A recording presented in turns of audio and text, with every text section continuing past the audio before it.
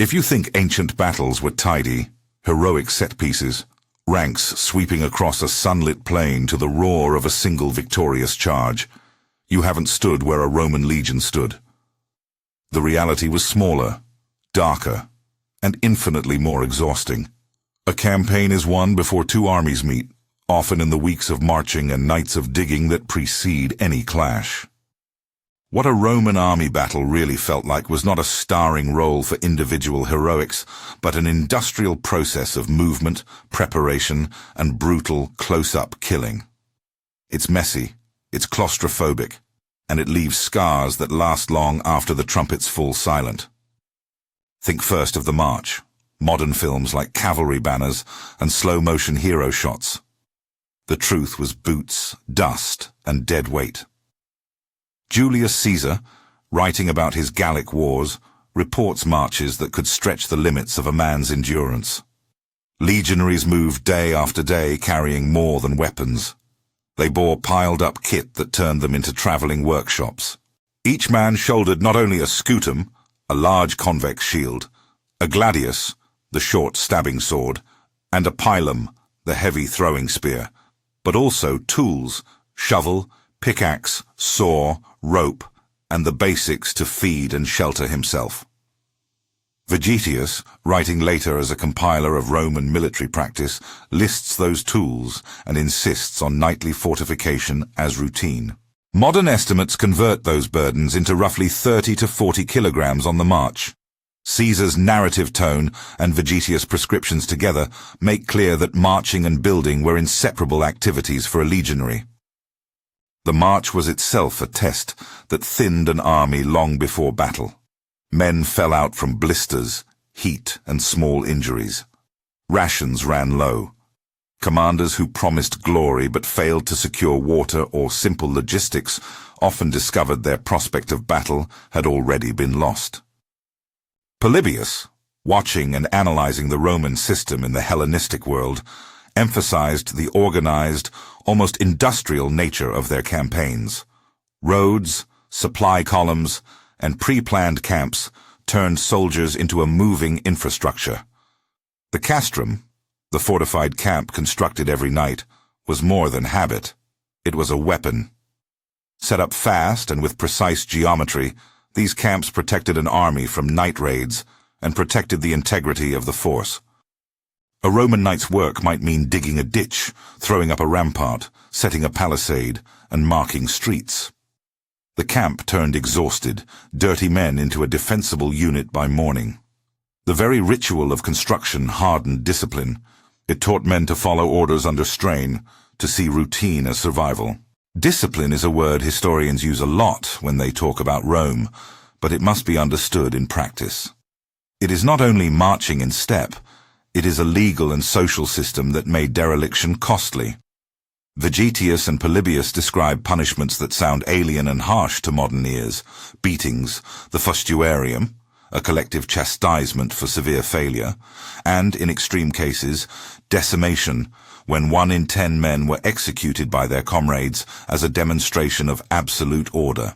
These measures enforced homogeneity, obedience, and the willingness to turn the sword on fellow men if necessity and command dictated.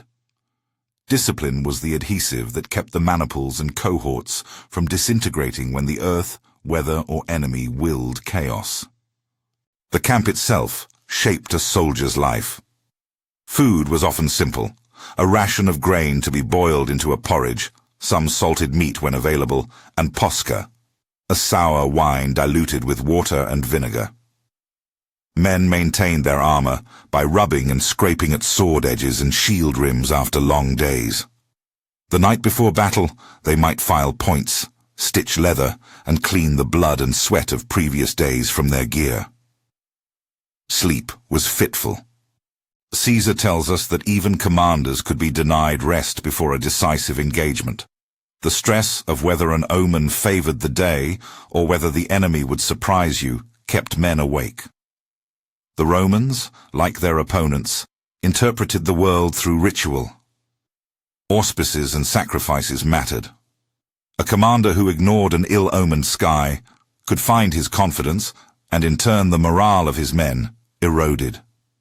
The historian Polybius records episodes in which omens and religious observances altered decisions on the battlefield. Livy and other narrators pile on examples where commanders delayed or pressed forward because of prodigies. The psychological weight of those rituals, coupled with hunger and sleep deprivation, created soldiers who were anxious and raw at dawn. Yet anxiety coexisted with routine. Veterans moved with an economy of motion, born of repetition. Centurions, the backbone of Roman tactical execution, could restore order with a glance.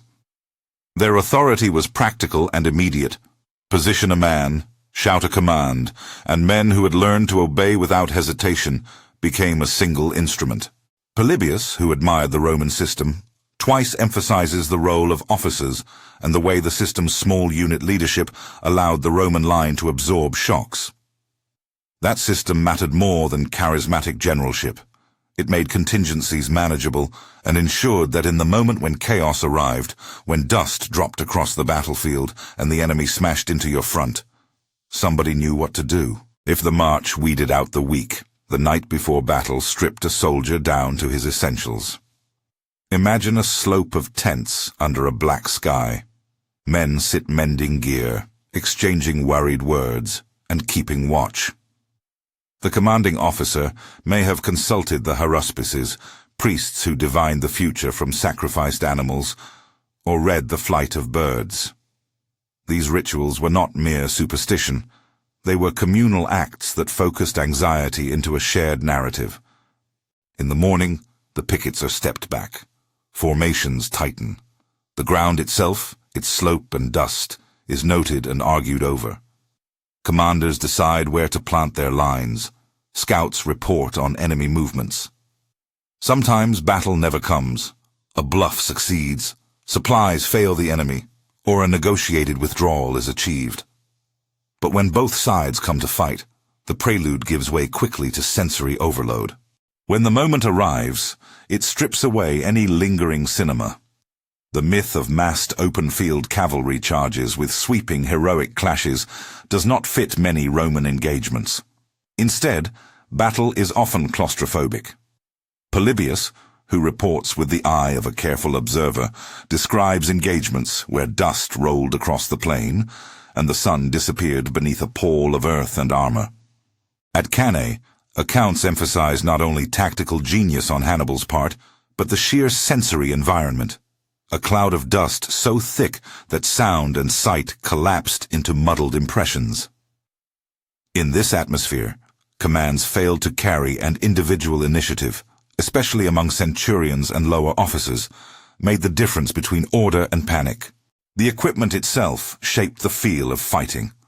The scutum was large and curved. In formation, shields overlapped until they became a wall. The gladius was not a sweeping blade for theatrical arcs. It was a short, brutally efficient stabbing weapon designed for close quarters. The standard maneuver was to create a shield wall that held the enemy, and then let short, deadly thrusts do the killing. A man trained in the gladius would not try the grand, cinematic cut, but a quick step forward and a plunge of steel into the ribs or thigh, where a single clean wound could be fatal. The pilum, the heavy throwing spear, was not primarily a killing weapon. Thrown in the opening moments, it bent upon impact and stuck, ruining an enemy's shield or breaking the cohesion of his first line. Vegetius and later commentators stress the pilum's design as deliberate, to disrupt more than to slay. The fight, then, was a series of tight contact moments, the jamming of shields, the short explosion of stabbing, pairs of men grappling for leverage. This is a place where tactics and human bodies intersect painfully.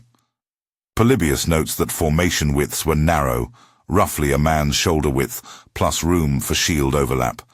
Some reconstructions suggest about 90 centimeters per soldier, which meant men stood shoulder to shoulder. There was little breathing room. In such proximity, the smells of sweat, leather, and, when things turned grim, blood, metallic and sharp, overwhelmed the senses. Noise was a cacophony. horns and bugles, shouted orders, the groans of the wounded, and the grinding of shields. Dust, kicked up by thousands of feet and hooves, often turned day into dusk. Visibility collapsed, and errors multiplied. The field stopped being a stage and became a funnel. Combat itself moved in pulses. It was not a single continuous crescendo, but often a sequence of fierce bursts followed by brief lulls.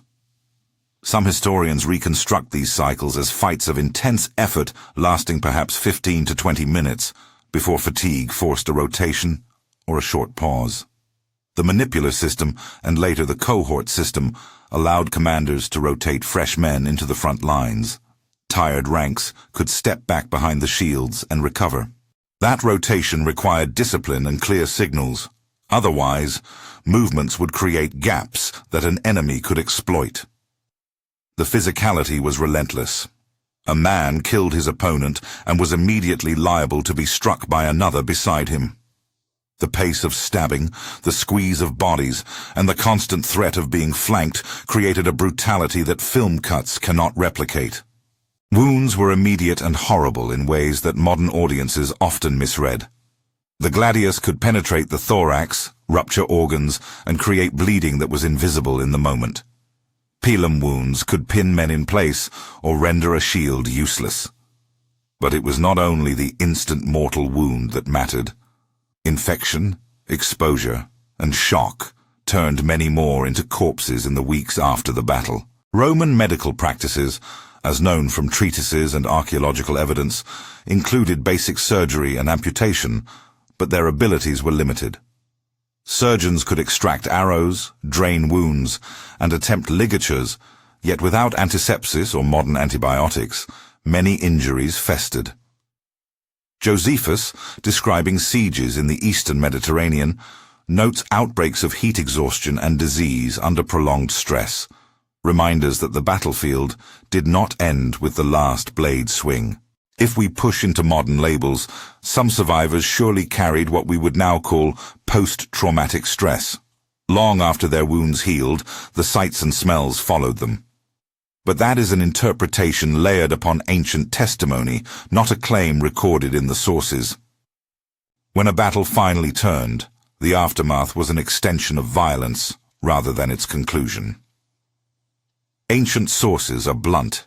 Defeated soldiers who could not flee were often slaughtered. Captives were enslaved. The bodies lay where they fell as victors sorted arms, coins, and valuables. Caesar, in his commentaries, reports capturing vast numbers of prisoners during his Gallic campaigns, numbers he has an interest in magnifying, and we must treat such figures as his account, subject to exaggeration and debate. Still, the pattern is clear across sources. Victory brought immediate spoils and long-term consequences. Looting followed organized orders. What could be carried was seized, but commanders often regulated the division of spoils to prevent indiscipline. Vegetius stresses the maintenance of order after victory as vital. Plundering that degenerated into rout could undo the benefits of triumph. That balance between mechanized discipline and spontaneous chaos is essential to understanding Roman military success. It was rarely the single stroke of genius in a glorious charge that decided wars. Rather, the Romans built and planned roads, supply lines, forts, and veteran settlements that consolidated control. Logistics, ensuring the men could move, eat, sleep, and hold territory, was strategic. Polybius, who admired Rome's long-term advantages, points to organization and bureaucratic foresight as decisive. You could win a battle by throwing yourself into a wave of courage. You could not hold an empire without trains of supply and a system to integrate or subdue conquered peoples. But this system exacted costs.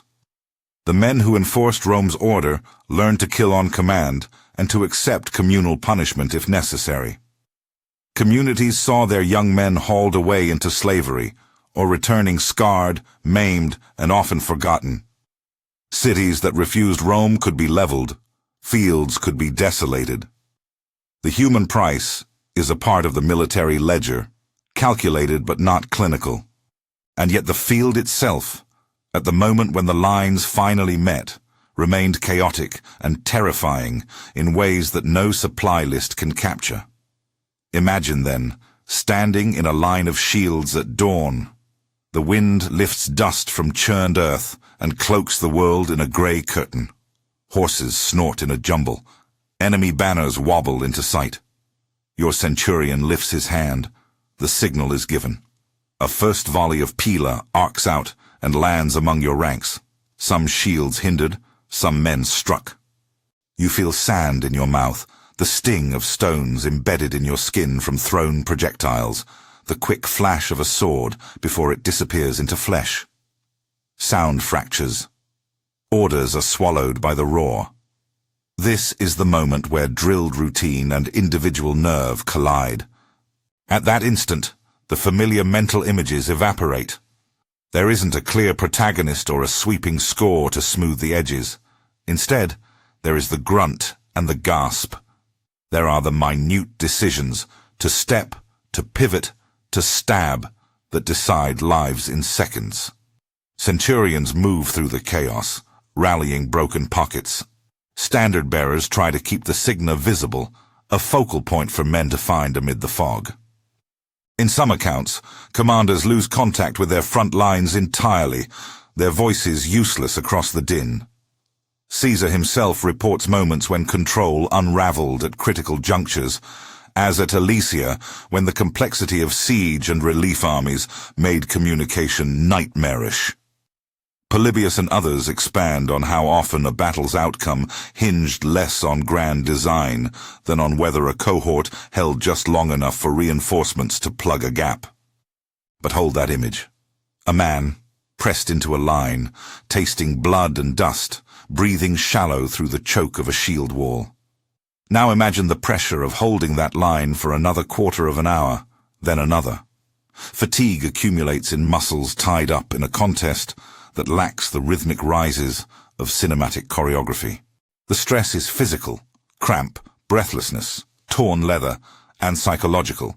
The knowledge that retreat is perilous and that permission to break formation may mean death. These are the conditions under which the gladius earned its reputation as a slaughter tool, and why the pilum's initial impact mattered so much despite its limited lethality. Small things tipped the balance: the competence of a few centurions, the timing of a pilum storm, whether the wind drove dust into your eyes. The grand strategies, cavalry swings, flank attacks, elite units, mattered, but they were entangled with the banalities of iron and sweat. That interplay produces the truth underlying the myth. Rome did not conquer by cinematic heroics alone. It did so through a system that turned men into disciplined instruments, that kept supply lines open, and that used engineering and ritual to manage the chaos of human violence. And yet, just as the line tightens and the first true collision arrives, there remains a final piece unresolved: the human decision to kill and the small, brutal negotiations that happen in the grip of battle. Those moments, centurions shouting, a blade finding a gap, an enemy suddenly faltering, are the hinge on which victory swings. They are messy, partial, and avoid neat moral summations. For some, the experience of killing on such a scale hardened them into veterans whose names never appear in histories. For others, it broke something that sleep and promotion could not fix. As the sounds of impact crescendo, there is a single fact that stands out. The Roman battlefield was not designed for spectacle. It was designed for utility, for control, and for endurance. That design required men to do things that a civilian world would recognize as brutal and dehumanizing. You can feel how the story thickens at this point, how the individual and the system press together until one gives way. Ahead lies the swirl of tactics, how maniples contracted into denser formations, how reserves were committed, how cavalry tried to wheel and unbalance a shield wall. Ahead also lies the aftermath, the field strewn with bodies, the notes of surgeons trying to save what can be saved, the captives corralled for sale or ransom. But before we move into that aftermath, there is one last moment to linger in. The split second when the initial volley has landed. Both sides have felt their first toll, and commanders must accept the real terms of the fight. It is here, at the junction of drum and dust, order and panic, that we must pause. The next decisions will test whether logistics and discipline can withstand the raw human reality of combat, whether rotations hold up when the line is frayed, and whether the systemic advantages Rome cultivated over years of practice are enough against the acute terror of the field. The answer is not predetermined. What follows is not an act of heroism, but of endurance, repetition, and grim calculation. If you enjoy myth-busting history, like and subscribe. There's more where this came from. When the first volley of Pila and slingstones finishes, the real contest begins. A grinding negotiation of space, breath, and will. To understand how that negotiation worked, you have to look at the Roman formation not as a single immutable phalanx, but as a machine composed of moving parts. In the Republic's earlier centuries, the manipular system gave the line a measurable elasticity. By the late Republic and early Empire, the cohort became the key unit, denser and more self-sufficient. Polybius, writing from Hellenistic courts with an observer's eye, admired the Romans for building tactical flexibility into their basic structure. Small unit leaders who could act, lines that could compress or splay, and an organizational culture that practiced these movements until they were nearly automatic. Mechanics shaped experience. Men were arranged in ranks almost touching, a shield of lenticular wood and leather that overlapped with a neighbor's, leaving no easy gap for blades to pass. When a cohort contracted, the men literally pushed inwards. When a reserve marched forward to relieve a line, shoulders pressed against shields slid like cogs shifting in a vast iron clock. The result was that a front-line man rarely fought alone. His motion was limited, his rhythm synchronized to those beside him. Stabs with the gladius were not theatrical arcs, but short, practiced lunges intended to reach the soft parts under an opponent's ribs. A single well-placed thrust could stop a man in his tracks, but it often took several such thrusts to change the larger geometry of a fight.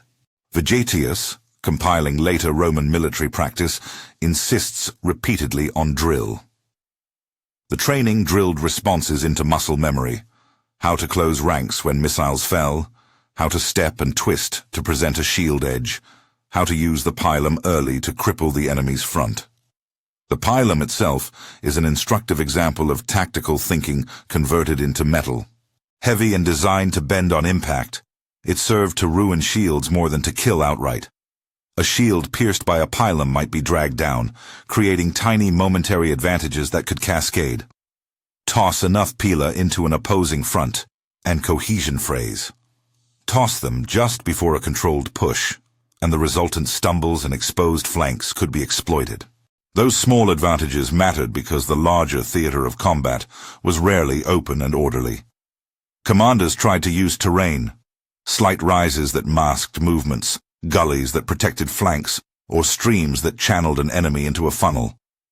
But the terrain also worked against them. A dry field in summer meant dust.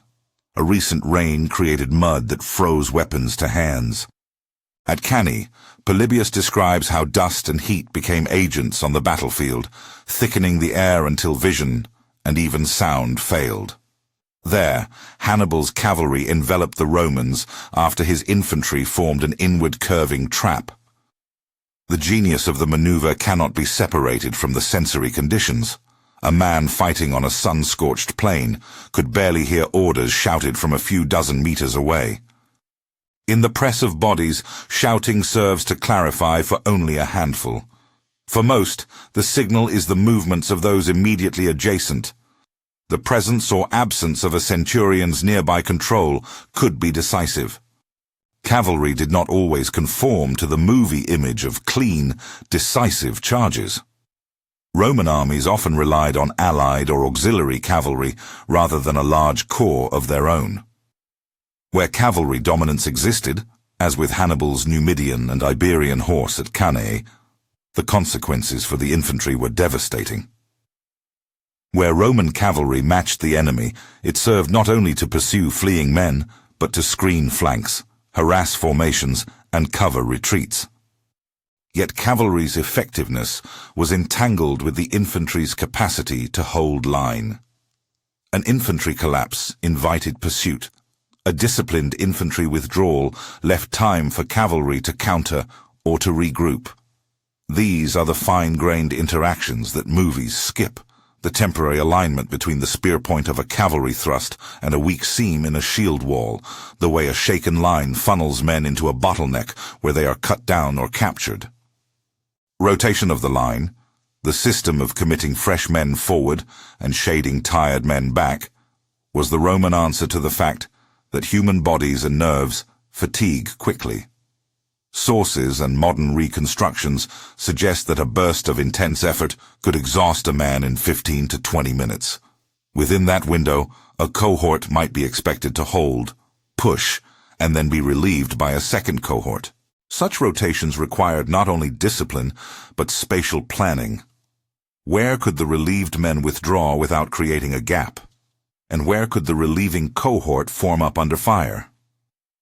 A commander's capacity to choreograph that exchange under din and dust was one of the unsung skills of Roman warfare. When it worked, the line recovered enough to deliver another disciplined push. When it failed, when ranks tangled in the attempt to swap places or a relieving unit arrived late and wounded, the consequence was often instantaneous collapse. The microphysics of killing on that line were grimly efficient. The gladius targeted vital gaps. The pilum created momentary disorder, and short swords and daggers finished what the longer lance could not in cramped angles. Grappling occurred. Shields jammed, men thrust with elbow and knee, wrestled with each other's harnesses, tried to twist the other's edge away. The sensory reality here is a convergence of pressures. Bodies pressing against bodies, the specific strain of a shoulder joint wrenching under constant force, the damp cloth of a tunic stuck to skin with sweat. Such proximity made wounds up close and dirty. A puncture festered, a shallow cut became septic, and a broken bone meant immobilization in a world where sleep and care were scarce. Medical care in the aftermath was practical but limited. Roman armies did have medici, surgeons and attendants who could set bones, remove arrows and attempt amputations. Archaeological finds and later military manuals attest to surgical instruments, probes, scalpels, forceps. They could irrigate wounds and make crude sutures, but the absence of germ theory and antibiotics meant that many operations were gamble. Infection remained a leading killer. Vegetius remarks on the need to care for the wounded in ways that prevented the army from dissolving through attrition after victory. Josephus, in his accounts of sieges and urban famine, repeatedly notes how heat and disease thinned ranks faster than blades. The reality, then, is that the battlefield bled into the weeks that followed. A tactical victory could be hollow if half an army succumbed to frost, fever, or suppuration. The retrieval of the wounded was itself a logistical and moral problem. A disciplined army sought to recover its wounded where possible. Doing so reduced the immediate loss of manpower and preserved trained men for future campaigns. But under certain circumstances, commanders ordered organized slaughter of the wounded to deny the enemy the means to recover, or because a continued presence on the field posed a security risk. Ancient narratives do not shy from the raw calculus. A remnant left behind that could not be carried slows an army and invites counterattack. Caesar, writing to justify decisions, reports mass enslavements and the distribution of captives. His numbers aim to impress, and historians urge caution when reading such figures, but the pattern he describes is corroborated in many accounts. The aftermath was as much about economy, of labor, spoils, and symbol, as it was about revenge. Looting was wrapped in regulation. Vegetius warns about looting that degenerates into indiscipline. Commanders who could channel the thirst for plunder into orderly division of spoils preserved unit cohesion.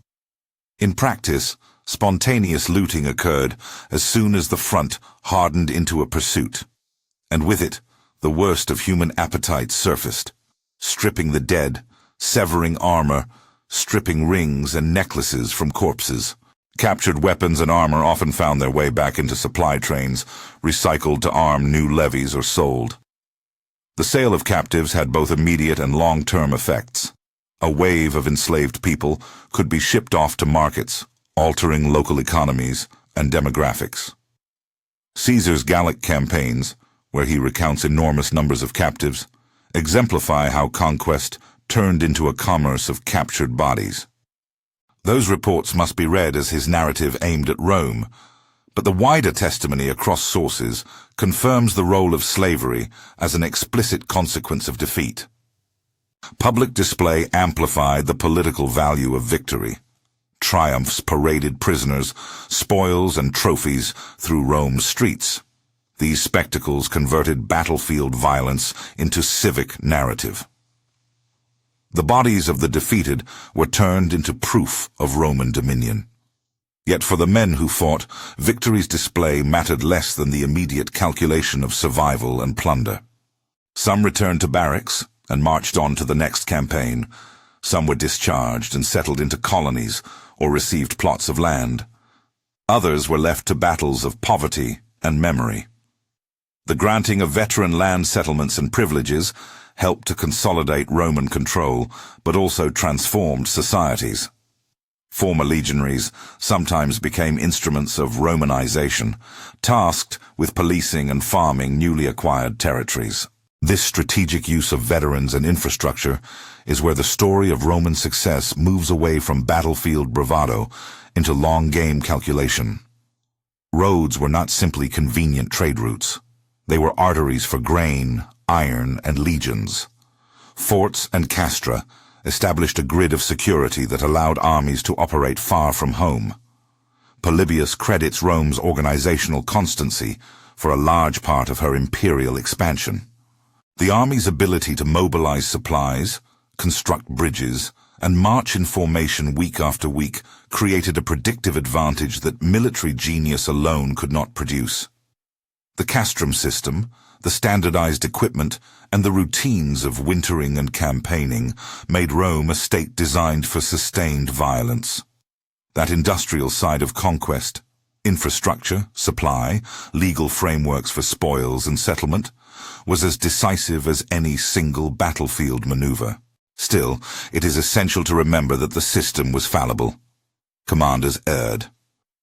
Flamininus, according to Livy, pressed on despite unfavorable auspices, and disaster followed in some episodes. Omens and ritual could be a source of genuine uncertainty. Sieges, where Josephus's experience in Jerusalem is a grim exemplar, taught that protracted warfare produced suffering beyond the immediate casualties. Starvation, disease, and the social unraveling of besieged towns became weapons in their own right. Rome's capacity to field engineers and siege works allowed it to break such resistance, but at a cost measured in ruined cities and broken populations.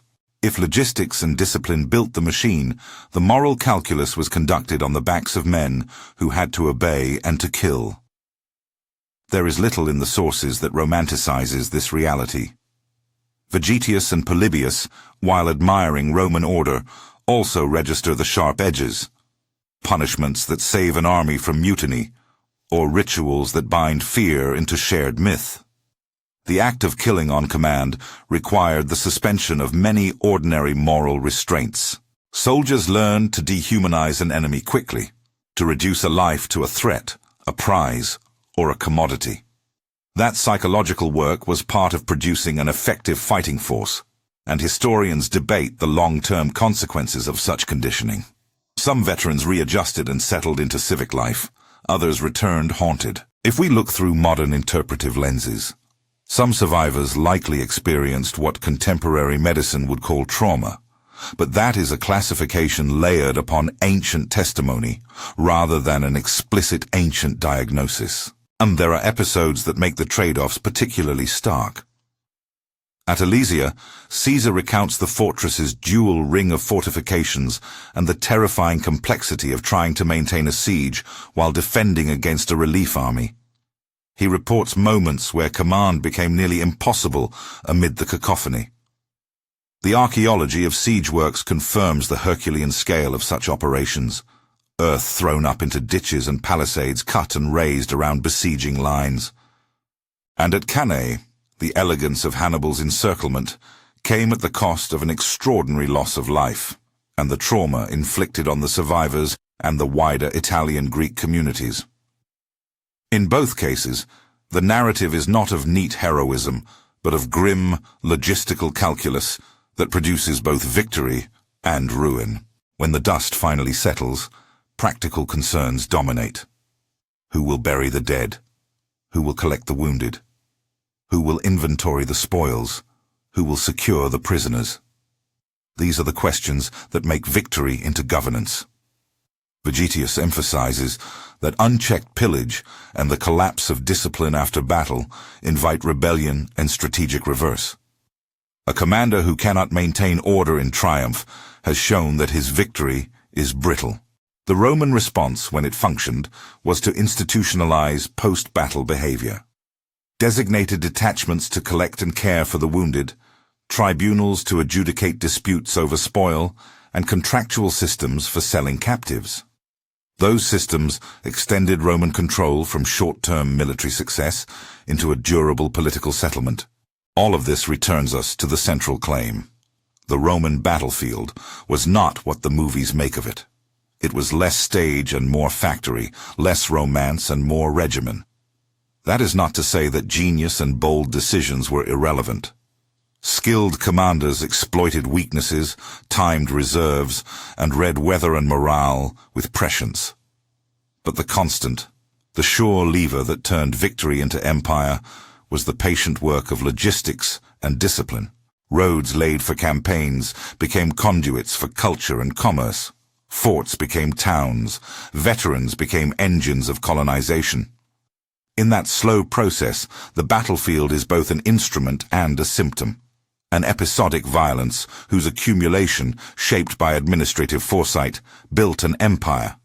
We should not end without naming the human weight one more time. For every general whose maneuver receives pages of praise, there are hundreds of unnamed soldiers whose bodies paid the price for lines to hold, for ramps to be thrown up, for roads to be kept open. The wounded who lingered and died, the captives who were sold, the communities that lost their youth. These are the ledger entries of empire. It is possible to admire Roman efficiency and still grieve its consequences. The value of a clear-eyed history is to let both recognition and grief coexist. So what is left when the spectacle is stripped away? The Roman battle is revealed as a set of choices and constraints, a commander's attempt to align human bodies with material systems, a society's decision to translate conquest into institutions, a set of rituals and punishments that bound men into a machine for organized violence. That reveals the essential answer to the question posed at the start. What a Roman army battle really felt like was not a single heroic moment filmed in glorious light. It was long weeks of attrition and maintenance, of ritual and forced obedience, followed by a close claustrophobic violence where survival depended on training, small unit leadership, and the hard arithmetic of supply. The romantic image flattens these complexities into spectacle. The historical reality restores them, and with them, the moral questions. If this changed how you see Rome, leave a comment and subscribe, and don't miss our next deep dive, where we examine exactly how legionaries were trained from enlistment to the battlefield.